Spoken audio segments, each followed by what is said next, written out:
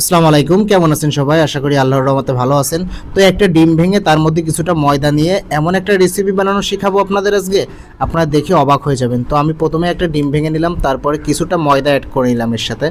তো আপনারা ময়দা না থাকলে আটাও ইউজ করতে পারেন, সমস্যা নাই। আমিও কিছুটা আটাও নিয়ে নিলাম সাথে, ময়দার পরিমাণটা একটু বেশি নিয়ে কিছুটা আটা নিলাম। সাথে হচ্ছে কি, আমি 2 চা চামচের মতো চিনি নিব, মানে বড় চামচ নিচ্ছি, সেক্ষেত্রে 1 চামচের একটু বেশি নিচ্ছি। আর আপনার চা চামচ ইউজ করলে 2 চা চামচ নেবেন। তো সাথে 2টা কলা অ্যাড করে নেব, কলা 2টা দিয়ে আমি সুন্দর করে হাত দিয়ে মেখে নিব এটা। তার সাথে আমরা পরিমাণ মতো কিছুটা লবণ অ্যাড করে নিলাম।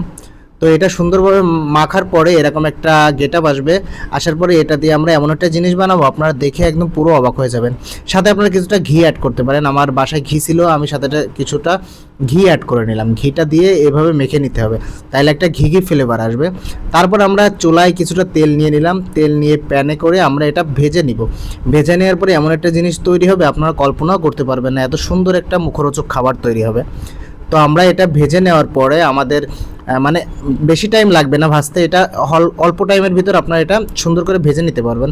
তো দেখুন আমাদের ভাজার পরে এরকম একটা কালার আসবে, আর খেতে যে এত সুন্দর হবে আপনারা কল্পনা করতে পারবেন না, এটা খেতে এতটা সুন্দর হবে। তো আমরা ভেজে নেওয়ার পরে এটা উঠাবো। এখন উঠানোর পরে আমরা একটা বাটিতে সুন্দর করে রাখছি। এখন এটা আপনার এভাবেও খেতে পারি, সাথে আমরা এটা দুধ দিয়ে ভিজে দুধ পুলির মতো খেতে পারি। তো আমরা কিছুটা এমনি খাবো আর কিছুটা দুধ পুলি বানাবো। তো দেখুন আমরা একটা বাটিতে ফার্স্টে আমরা কিছুটা দুধ নিয়ে এটাতে চিনি আর লবণ অ্যাড করে নিয়েছি পরিমাণ মতো। সাথে আপনারা এভাবেও খেতে পারেন, প্লাস এগুলো ভিজিয়ে রেখে 2-3 ঘন্টা ভিজিয়ে রেখে আপনারা খেতে পারেন। অবশ্যই এটাতে চিনি আর লবণ অ্যাড করবেন, তাহলে আরও খেতে সুস্বাদু হবে। তো এই খাবারটা আপনারা বাসায় তৈরি করে দেখবেন, আসলে এই খাবারটা কিন্তু সচরাচর আমরা কেউ বানাই না, আপনারা বানিয়ে দেখবেন, অবশ্যই অনেক সুন্দর লাগবে। তো এটা খেতে কেমন হয়েছিল অবশ্যই আপনারা কমেন্ট করে জানাবেন, আপনারা বাসায় তৈরি করে তারপরে আমাকে জানাবেন কেমন হয়েছিল এটা খেতে। আর রেসিপিটা অবশ্যই আপনারা শিখে রাখবেন, বাসায় মাঝে মাঝে খেতে পারবেন। তো আল্লাহ হাফেজ।